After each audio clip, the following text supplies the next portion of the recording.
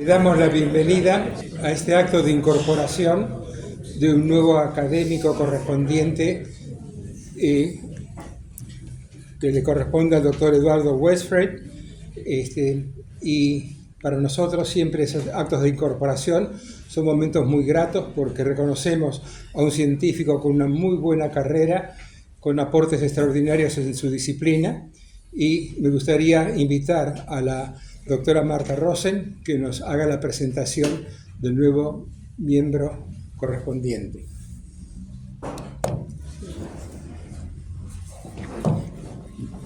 Bueno, yo voy a hacer una pequeña semblanza que no es exactamente un currículum. Yo conocí a José Eduardo Westfred en 1984, cuando durante una visita que hizo a la Argentina, dictó seminarios y visitó laboratorios para hacer contactos, en particular con ingeniería y con la UBA. Nosotros nos contactamos ya que los temas de trabajo eran cercanos a los que interesaban a nuestro laboratorio en la Facultad de Ingeniería de la UBA.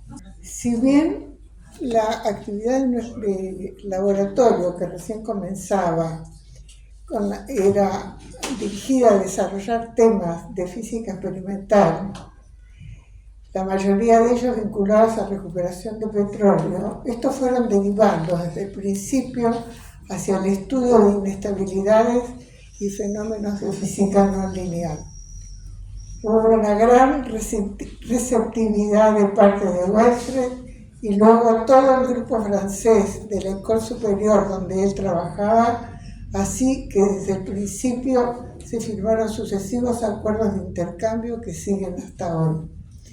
Me llamó la atención la actitud abierta, de apoyo, el empuje para recorrer un camino difícil dadas las condiciones económicas en las que trabajábamos, particularmente para nosotros la compra de equipamiento. En los sucesivos viajes realizados por investigadores desde Francia y de alumnos o graduados de SPCI, que es la École Superior de Física y Química Industrial de la Ville de París, cuyo director en ese momento era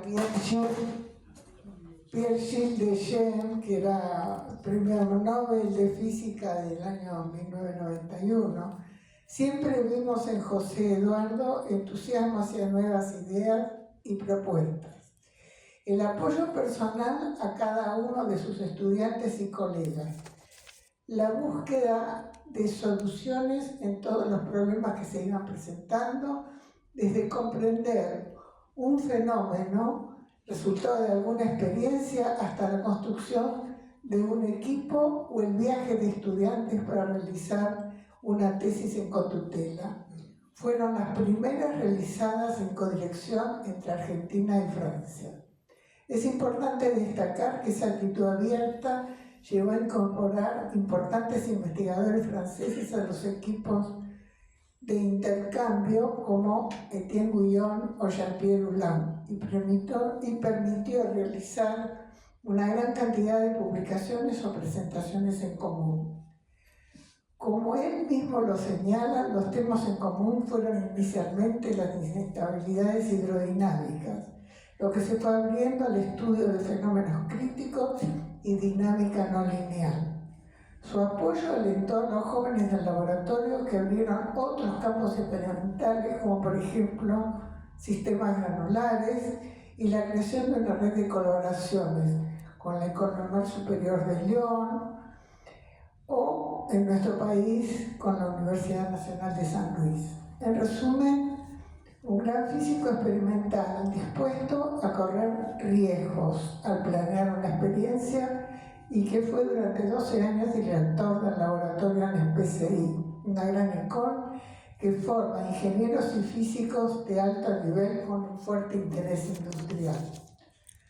Todos los que hemos conocido a Westfred valoramos su capacidad para escuchar las opiniones de estudiantes y de investigadores formados, su amplitud de ideas para sembrar nuevos caminos en un campo de la física experimental que había sido muy poco explorado, como, bueno, en particular, un ejemplo, ¿no? La construcción en Buenos Aires de un primer equipo de Taylor Quinn de Japón.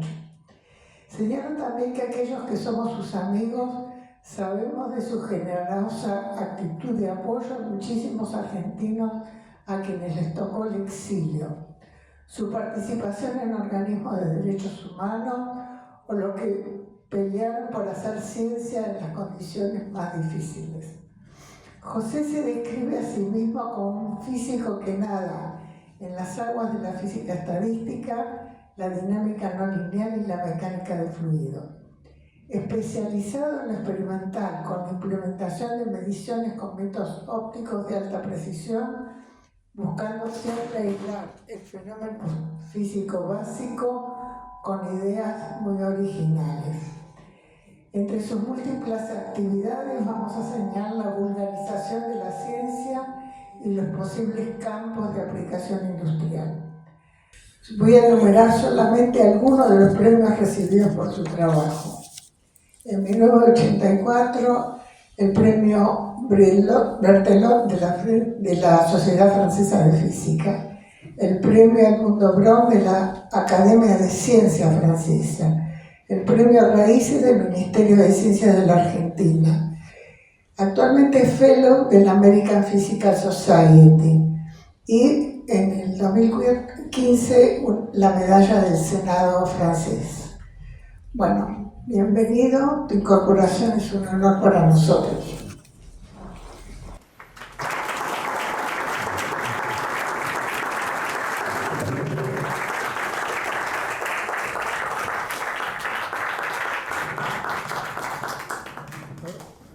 Muy bienvenido, tiene las puertas abiertas de nuestra academia para lo que pueda hacer. Sí, claro. Todo suyo. Muchísimas gracias.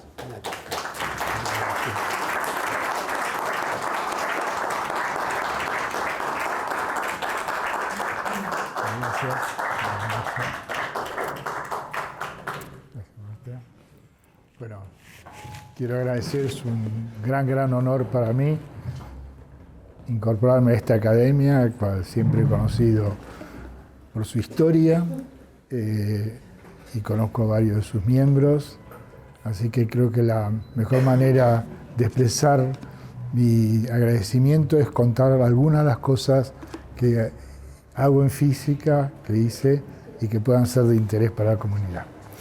Quiero contar algunos aspectos de mi actividad como físico experimental, que entonces he elegido solamente dos elementos, que es el tema de los vórtices o torbellinos, no sé cuál palabra utilizar correctamente en castellano, es decir, y la organización en inestabilidades y turbulencia.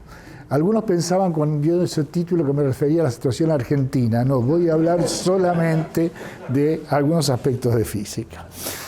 Esto lo he hecho fundamentalmente en mi laboratorio, es un laboratorio conjunto del CNRS, de la École de Physique et Chimie Industrielle de la Ville de Paris, que actualmente forma parte de la Universidad Paris Sciences Lettres, o sea, es una universidad junto con la École Normale y el Collège de France, así como el resto de las universidades de París. Nosotros al mismo tiempo, nuestro laboratorio está adherido, forma parte de Sorbonne Université, o sea, París 6 para los viejos, y también de París Cité, Universidad de París 7 para los viejos. O sea, tenemos la característica de ser un laboratorio muy implantado en la vida científica, en física en este caso, del centro de París. Y eso es un elemento importante.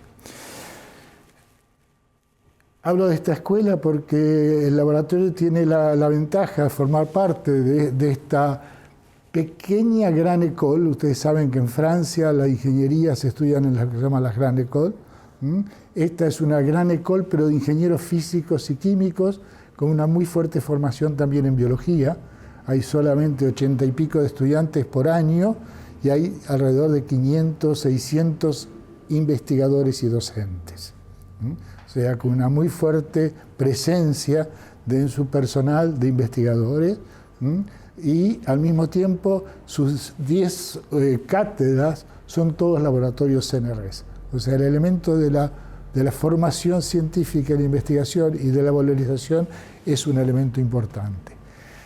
Es una escuela que se fundó en 1882, cuando Francia perdió la Escuela Nacional de Química, cuando perdió la guerra en Alsacia, que estaba en Alsacia. Entonces la ciudad de París, en un gesto patriótico, creó la Escuela de Química, le agregó física, llamaron a algunos docentes que venían de Alsacia, entre ellos Curie padre, Curie, y los dos Curie hijos, entre ellos Pierre, y así formaron el primer equipo docente de esa escuela, que fundó en 1882, decía Pierre Curie, ayudante en esa escuela.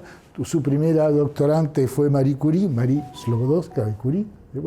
Ahí descubrieron el polonio y el radio, sobre la base de que Pierre Curie era esencialmente un gran experimentalista. Y haber descubierto el radio es esencialmente la capacidad que tuvo de construir un instrumento capaz de poder medir y no solo observar, como lo había hecho Becquerel para el tema del uranio. Y entonces esa idea de experiencias astuciosas, precisas, etcétera, fue determinando prácticamente de entrada el estilo de trabajo de esos laboratorios. Y hay otra personalidad importante que marca también la école, que es Paul Langevin.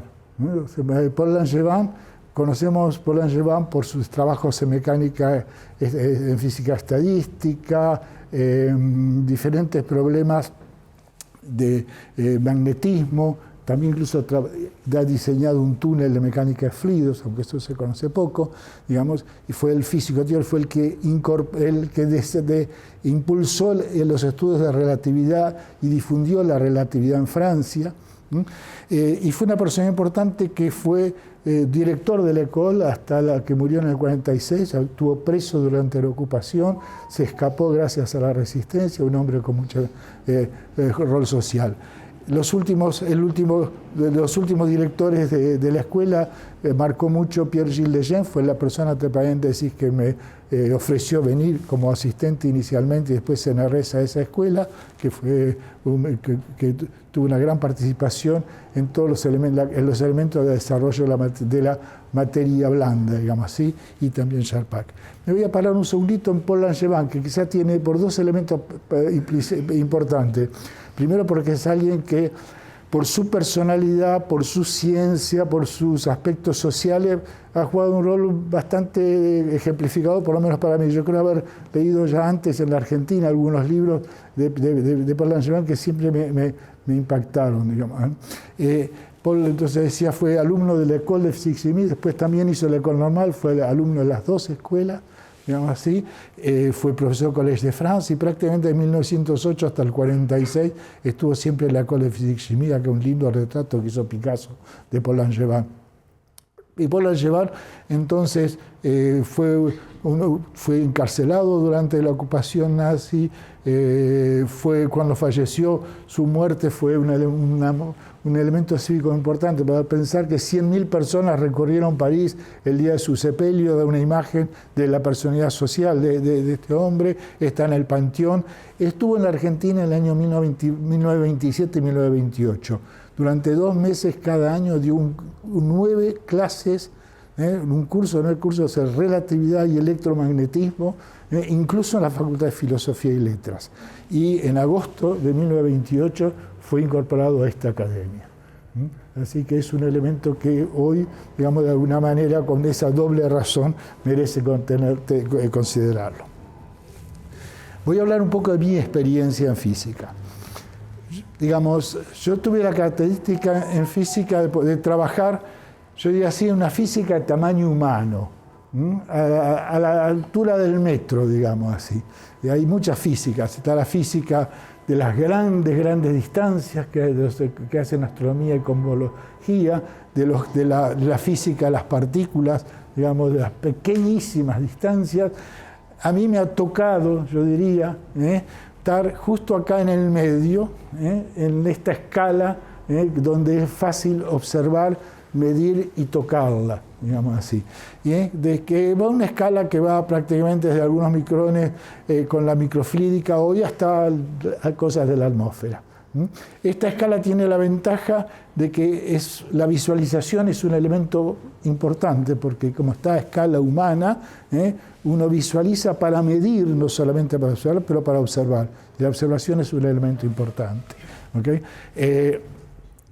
También, por supuesto, también a muy bajas escalas hay parte en la cual la física de fluidos también se manifiesta. Hoy en día es muy común hablar de fluidos activos. Por ejemplo, el movimiento de bacterias forma parte prácticamente de la actividad de cualquier laboratorio de mecánica de fluidos hoy, donde además hay turbulencia de bacterias o movimiento organizado, digamos. Incluso hay también elementos interesantes como emisión de vórtices en algunos casos de gases cuánticos como el tipo Bose-Einstein. Antes de entrar a esta experiencia, que fundamentalmente se hizo entonces en la École de Physique Chimie, la primera parte se hizo en Saclay, en la ciudad de Saclay, en la Comisaría de Energía Atómica. Tuve una etapa previa de experiencia en física en la Argentina que fue muy importante y un elemento de formación fundamental, que fue en la Universidad del Sur, en Bahía Blanca, que es mi ciudad natal, donde muy al principio yo empecé a estudiar matemáticas y tuve la ventaja de poder trabajar en la construcción del lenguaje máquina de una computadora que estaba haciendo el ingeniero Santos en la Universidad del Sur, al mismo tiempo que se hacía Clementina acá, o que llegó. Clementina no se hizo, se compró. En Bahía Blanca el ingeniero Santos hacía una computadora, y un pequeño grupo de 2 o 3 personas con Victoria Bajar, que era la profesora de informática, armábamos los programas de ese programas era líneas y líneas para hacer A más B, digamos así. Y eso fue un elemento muy importante porque me familiarizó con los elementos nuevos. Estamos hablando de los años donde todavía prácticamente Clementina recién empezaba, digamos así. Y el otro elemento importante fue mi trabajo de seminario en CITEFA, con Eduardo Kell, Alfredo Burgos y Héctor Mancini, donde investigando lentes térmicas dentro de un láser de Lyon construido en el laboratorio. O sea, también la posibilidad de acercarme a cosas que estaban en desarrollo. Yo comencé a trabajar inicialmente en la convección de Rayleigh Bénard. Rayleigh Bénard era un tema muy clásico, descubierto en el año 1900 por Henri Bénard, que había después quedado olvidado por muchas razones. Él era un físico que descubre una inestabilidad. ¿Qué es la inestabilidad de Rayleigh Bénard? Cuando uno calienta un fluido desde abajo, abajo está caliente, el fluido es más liviano y sube. El fluido de arriba está frío, cae. Pero no hay posibilidad de que todo suba y todo caiga al mismo tiempo. Entonces se organiza el fluido entre ellos, digamos así, y dice, yo subo una parte, pero la parte de al lado baja, yo subo y el otro baja. Y así forma una organización espacial en rollos, los rollos de Rayleigh Bénard. Y esto es interesante porque hay 2 elementos importantes. Uno es que hay organización celular, estructuras. Una estructura que elige una distancia característica que es la mejor, la que no va a gastar demasiada energía, digamos, o la que sea totalmente desubicada, digamos. Y lo otro es que hay un umbral. Eso no ocurre siempre. Se necesita un valor de diferencia de temperatura para que empiece. Organización y umbral son 2 elementos de un fenómeno crítico. Y los fenómenos críticos no ocurren solamente en la mecánica fluida. Es el magnetismo, son las transiciones de fase, etc. Quiere decir que había ya una analogía entre la termodinámica de las transiciones de fase y la física que había al lado, digamos así, cuando se puede entonces empezar a estudiar en estos sistemas, en estas inestabilidades. Y a mí, digamos, y lo voy a explicar un poquito más adelante, me tocó entonces trabajar en estas celdas de Rayleigh Bénard, visualizarlas y observar esta situación. Un elemento importante.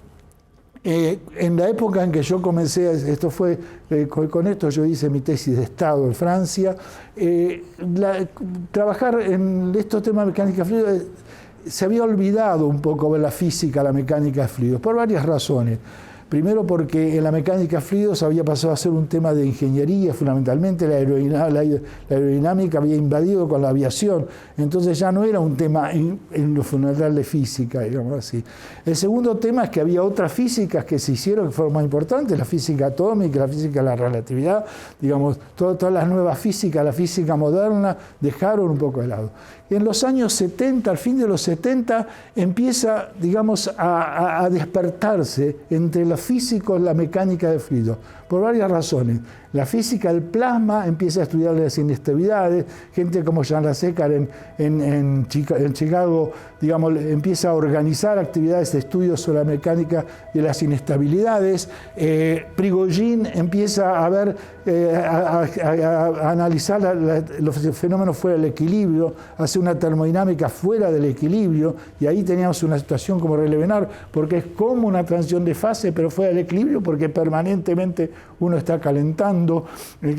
Era la época del apogeo también de los fenómenos críticos, la teoría de la normalización, la universalidad, o sea, daba lo mismo pensar en magnetismo que en polímeros, que en superconductividad, que en superfluidez. Entonces también ese clima que se vivía en los fines de los años 70 de la universalidad y los fenómenos críticos también llegó de alguna manera a la mecánica de fluidos. Y eso también al mismo tiempo había grandes resultados en dinámica no lineal, digamos, fueron los primeros inicios del caos. Lorentz habían construido algo con unas ecuaciones muy cortitas, no lineales, que mostraban que, digamos, la existencia del atractor extraño, el caos. Smail, por otro lado, hacía resultados en matemáticas. Rouel, cerca de París, también hacía escenarios de caos. Y toda esa situación llevó a que el tema y la mecánica del fluido se mezclaba con toda esta posibilidad. Nosotros teníamos también el hecho de que en Francia Pierre-Gilles Degennes era un elemento que impulsaba también una actividad muy fuerte desde el Collège de France, impulsó una colectividad a trabajar en estos sistemas, y al mismo tiempo toda esta nueva mecánica de fluidos exigía medidas muy finas, y entonces la presencia del láser y la óptica ayudó. Así que en ese marco me toca, digamos,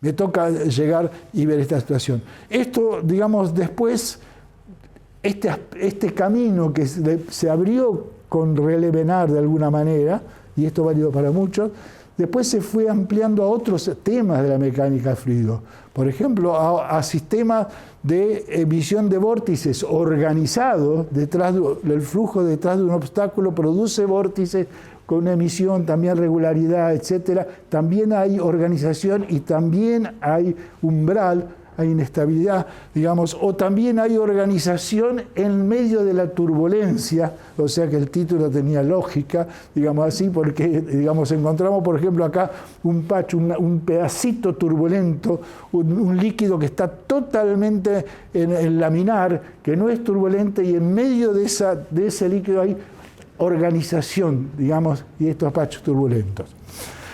Pero además, y volviendo a estas estructuras en rollos, organizadas, celular, también estaba la posibilidad de hacer la analogía con la física del estado sólido. Nada que ver, estos son organización, son celdas, son líquidos en movimiento. Sin embargo, cuando uno mira la organización de estas celdas, si es una caja, una celda grande, en un lado pareciera que entran 10 rollos, pero en otro aparecen 12. Quiere decir que en algún lugar la longitud de onda no es la misma y se crea una dislocación como en física del sólido. Y entonces pudimos hacer física del sólido con los mismos criterios, con las mismas fuerzas entre comillas, digamos, y el mismo vector de Burger entre paréntesis, de un defecto, pero ahora en estructuras que son estructuras de la dinámica no lineal.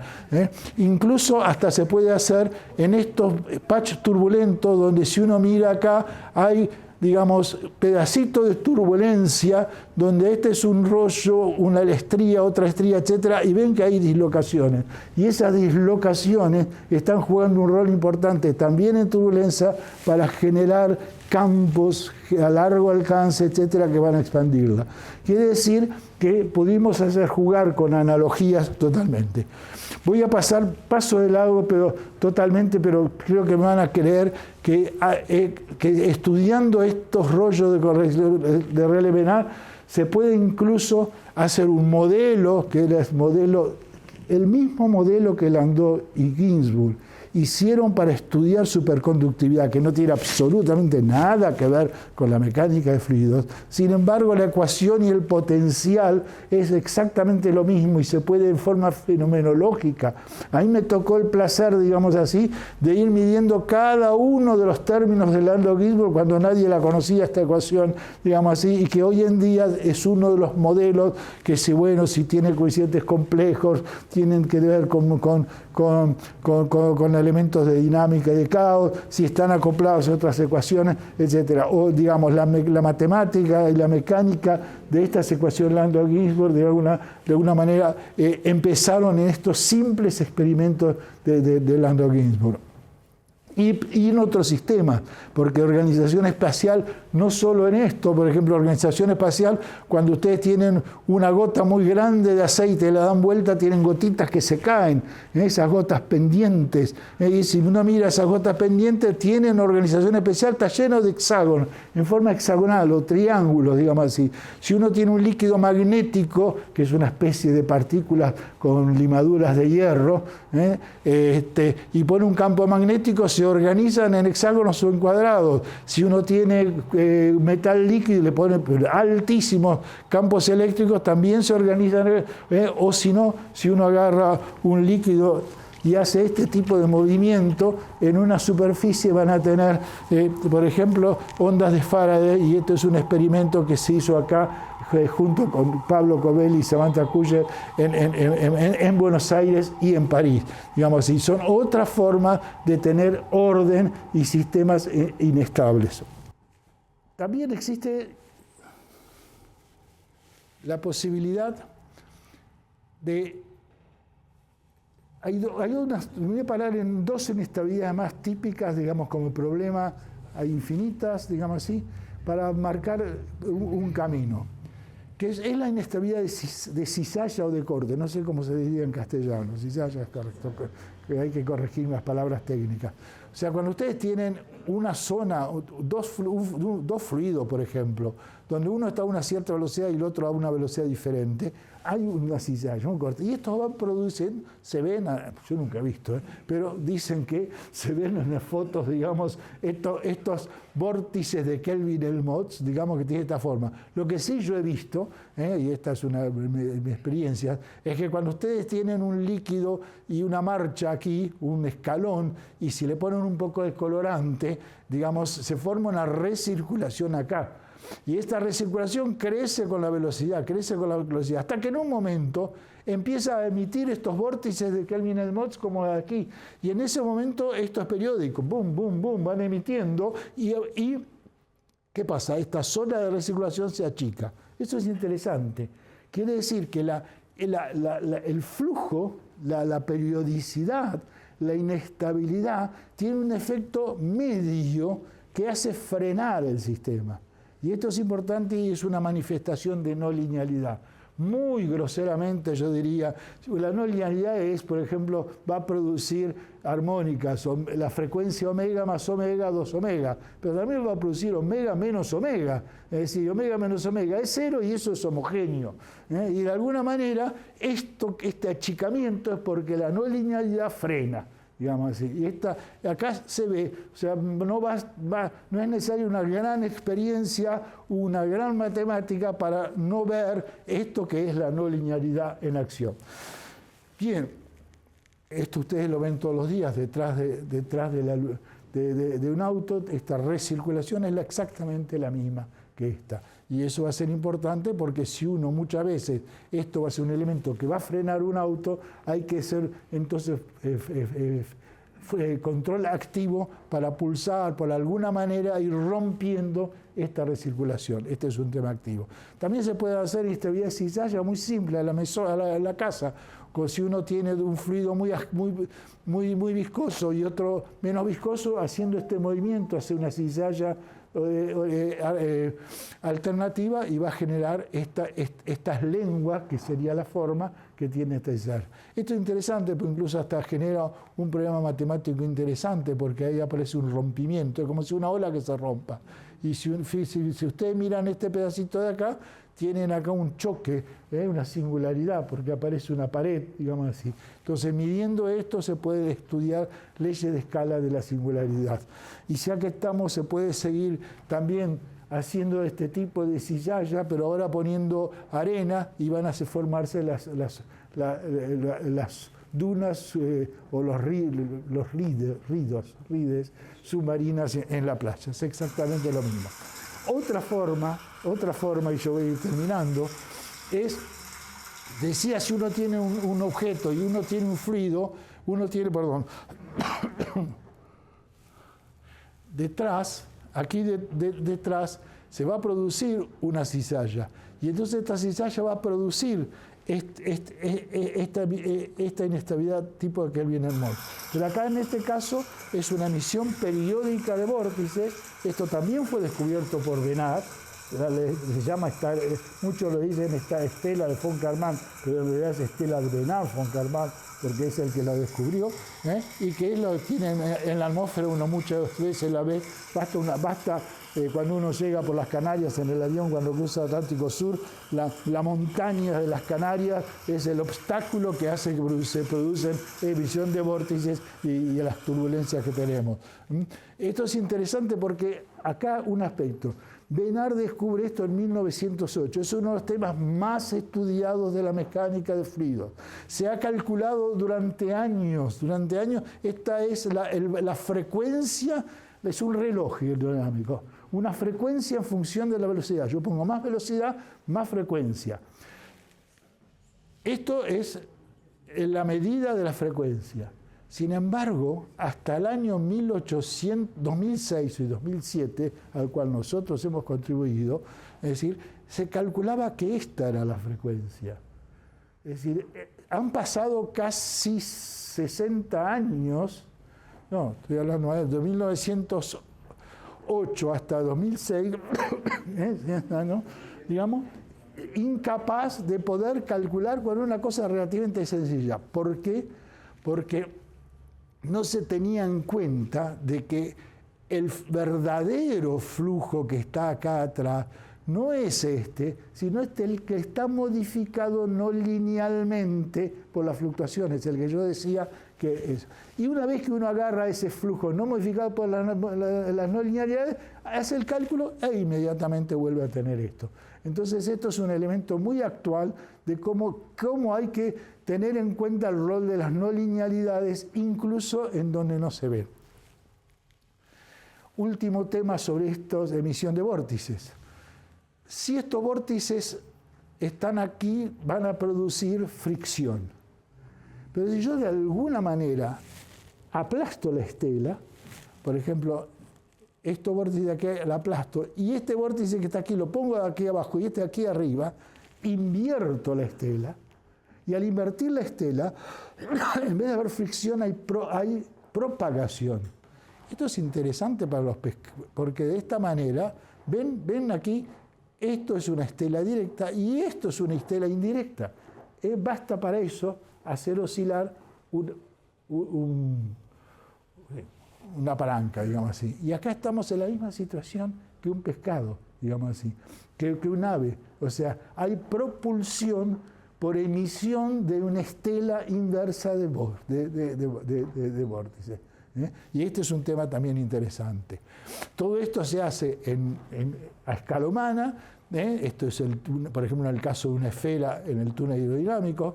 Si es una esfera, cambia un poco la cosa. Cuando es un objeto tridimensional, entonces lo que uno tiene son estos vórtices en hebilla, que también una emisión muy regular. Digamos, si uno la mira de enfrente, digamos así, ve esto. Si uno puede medir incluso la vorticidad, si uno la aumenta un poco al principio es estable, si uno mira el baricentro, si uno se pone acá, después ve que hay una frecuencia, después se ve que hay dos frecuencias inconmensurables, porque una no es proporcional a la otra, y esto inmediatamente aumentando la velocidad uno tiene el caos. Este es uno de los escenarios de transición al caos, que es muy fácil y que lo estamos observando. También esto es importante porque en realidad cuando uno quiere discutir pescados hay una situación que es que pasa en los bancos de peces.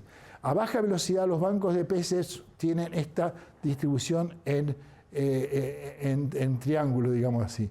A alta velocidad tienen la tendencia a ponerse todo al lado del otro. Este es un trabajo que hace Ramiro Godoy y Benjamín Thiriet mío, son dos ex estudiantes, y un ex postdoc y un ex estudiante mío de tesis, digamos, que han seguido ahora estos trabajos de propulsión, y realmente lo que hay es como la esfera, son hebillas que se tiran. Y lo que es interesante es que si se estudia estas hebillas, se ve que si un pescado está acá, el otro, el lugar que tiene menos costo de transporte y más estabilidad es al costado. Por eso explica esta situación en bancos uno al lado del otro.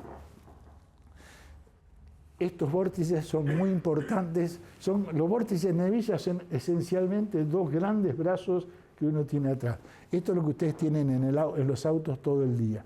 Digamos. Si uno mira bien la fricción producida dentro de un auto, es esencialmente porque hay dos grandes vórtices, exactamente los de la esfera, que están chupando el auto para atrás.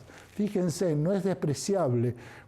45% de la energía que ustedes echan de la gasolina, de la nafta que ponen, se la está llevando el viento, digamos así, la palabra exacta es esta, digamos así. Entonces es muy importante, un 28% el escalón, todo se pasa atrás.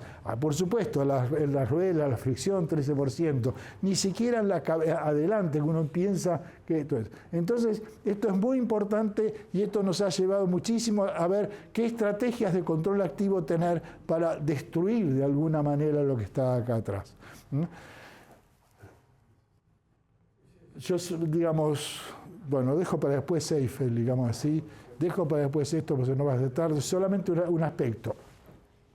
Estas inestabilidades y tienen aplicaciones industriales. Por supuesto, toda la mecánica fluida tiene aplicaciones industriales en toda una industria. Yo me refiero a estas inestabilidades de las cuales yo me he referido. Digamos, lo comento con aquellas en las cuales me tocó participar. Por ejemplo, digamos, si hay organización espacial, digamos, dentro de las dentro de las palas de turbina de motor de avión, la pared cóncava tiene unos vórtices contrarrotativas que hacen esto, y entonces llevan fluido caliente hacia la pared de la turbina, y pues esto puede generar problemas de cortocircuito térmico. Entonces se trata de enfriarlo y tener en cuenta qué tipo de estructura hay.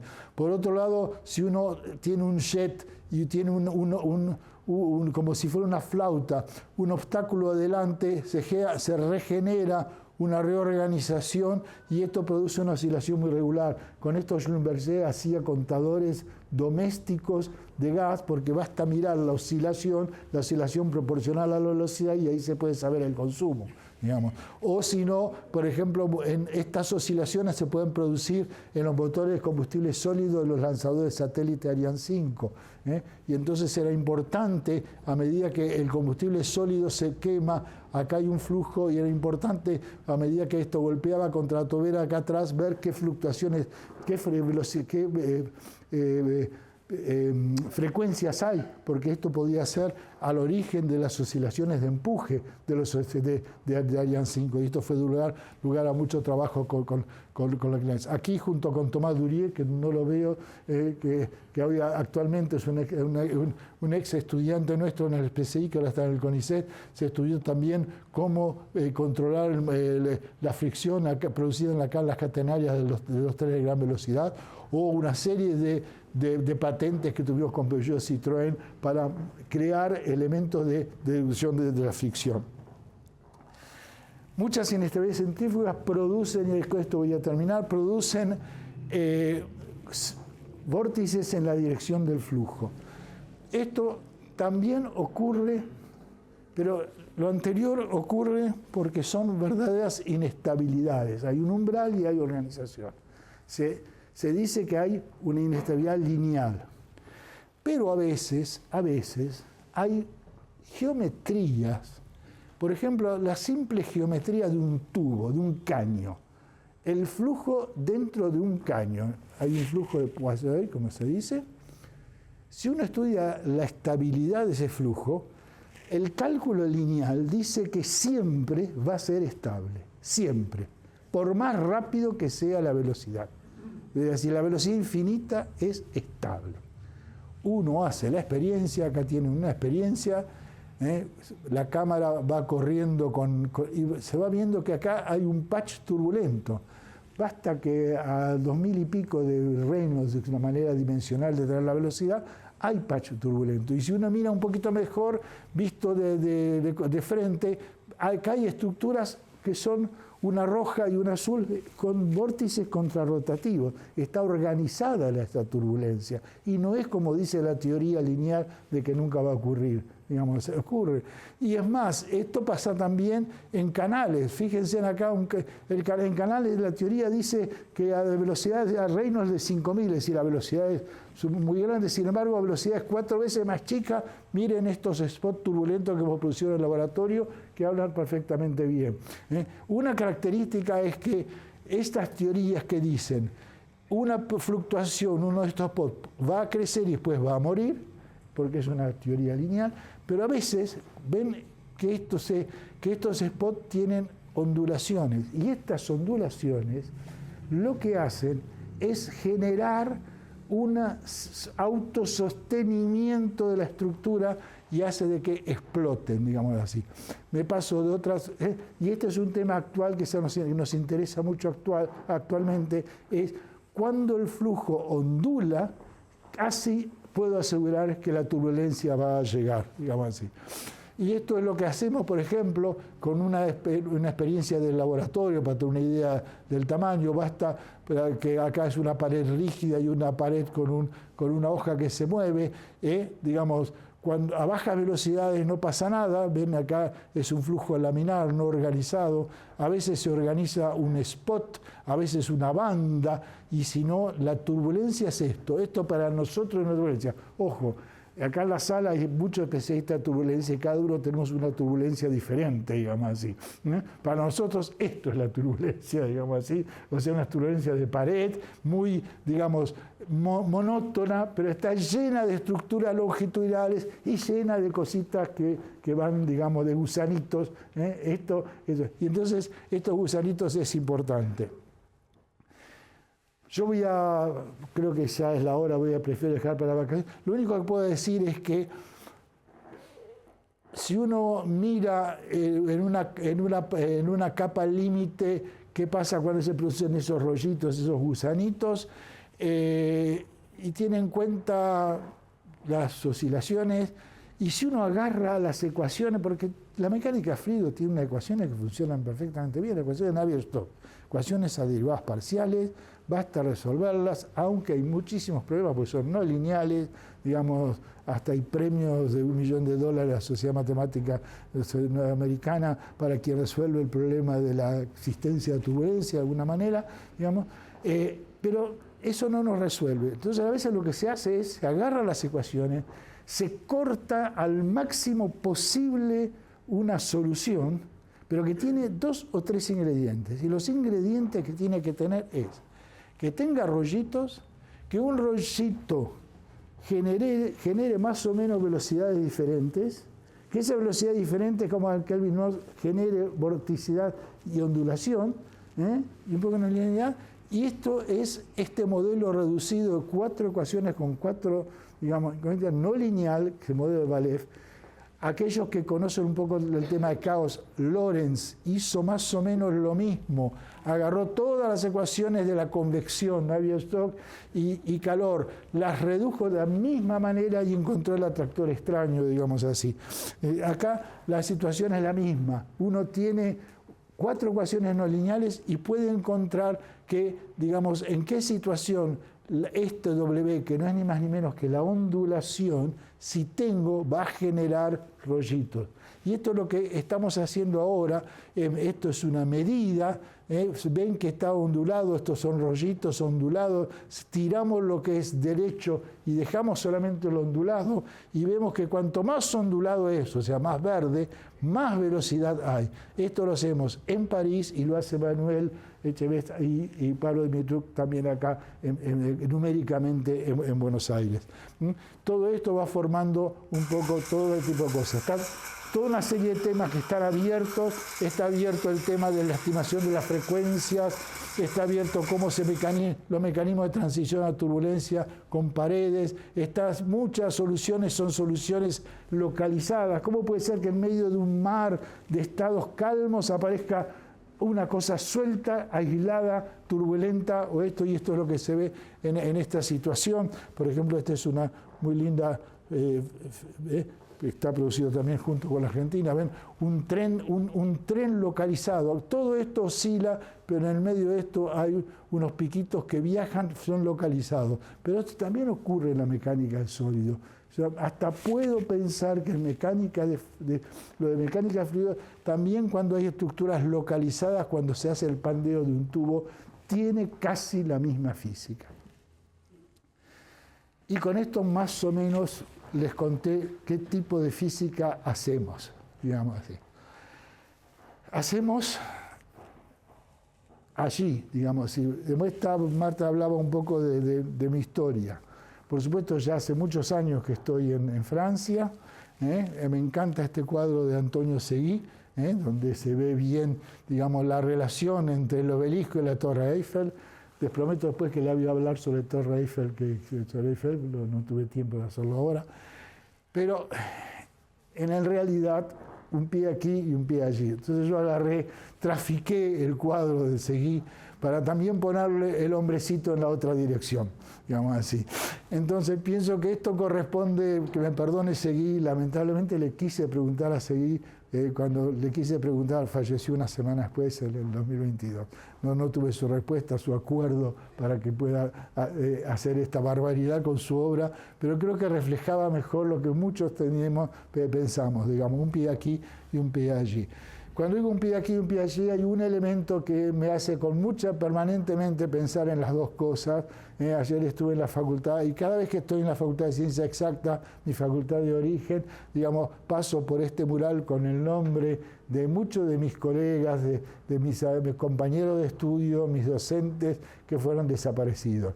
Y entonces esto es un elemento que permanentemente siempre ha marcado el recuerdo también de la física argentina. Cuando yo hice mi tesis en el año 81, se la dediqué a mis colegas disparus entre guimel. La secretaria en esa época, la tipió la secretaria, cada rato, cada versión le quitaba las comillas, porque se pensaba desaparecido, disparó en Francia, y cuando a los que ya habían muerto. Yo no le volví a poner la comilla porque tenía un sentido especial el disparó. Y entonces este tipo de cosas siempre ha sido un elemento importante. Aquí, junto con Alejandra Virginia, en la Casa Argentina, cuando ella dirigía la Casa Argentina, se le puso una placa de homenaje a Eduardo Pasquini, que fue un físico argentino desaparecido, un físico de Saclay, donde se hizo un acto de la Sociedad Francesa de Física con la Sociedad Argentina de Física, y se puso esta placa que está hoy en día en la Cité Universitaire. Pero también aquí y allá es la participación en la cooperación franco-argentina. Con Marta y otros colegas hemos hecho una historia de la cooperación científica franco-argentina, que es una larga historia. Cuando yo comentaba lo de Langevin, por ejemplo, yo he participado organizando dos grandes jornadas franco-argentinas de cooperación científica, una en 2014, cuando fue los 50 años de la firma del acuerdo entre De Gaulle y el presidente Ilias, creo que fue en ese momento, de la cooperación científica cultural entre Francia y Argentina, e hicimos una gran coloquio con una exposición con 90 póster de trabajos conjuntos franco-argentinos, digamos, y esto es una cosa que tendríamos que volver a hacer. El año pasado también organicé otro coloquio de este tipo, con la presencia, aquí no se ve, pero de Alicia Dickenstein, que es la presidenta de la academia, que participó junto con el ministro Daniel Filmus. Y ahora actualmente, quizás lo más importante, es la existencia en Buenos Aires de un verdadero laboratorio CNRS dedicado al medio ambiente, a la dinámica de fluidos. Tomás Young, que es el director, está aquí, y al cual yo he participado en su gestión, como dijo Marta, desde el año 84. Así que todo esto es importante, pero hoy, siendo consciente de la grave situación que tiene la ciencia argentina, y particularmente yo he apreciado mucho la carta de preocupación, de advertencia que nos hizo el presidente Ramos en su momento, creo que fue en octubre o noviembre, que tuvo enorme repercusión internacional sobre las posibilidades de lo que podría ocurrir con la ciencia argentina, que lamentablemente ha ocurrido. Los 68 premios Nobel que se han dirigido para pedir, digamos, respeto por la trascendencia de la ciencia argentina. La Académie Française, la Académie des Sciences, con su presidente también se ha dirigido en el mes de enero, si yo no me equivoco, al gobierno argentino pidiendo por la ciencia en la Argentina. Vuestra academia, digamos, se ha pronunciado, son preocupaciones, hay preocupación en el extranjero, hay preocupación en la ciencia francesa por lo que está pasando en Argentina, hay una responsabilidad de la academia, valorado mucho las formas fuertes, justas y oportunas que ha tenido esta academia, al cual yo me incorporo, y entonces es un honor poder compartir con ustedes esta responsabilidad social. Gracias por todo.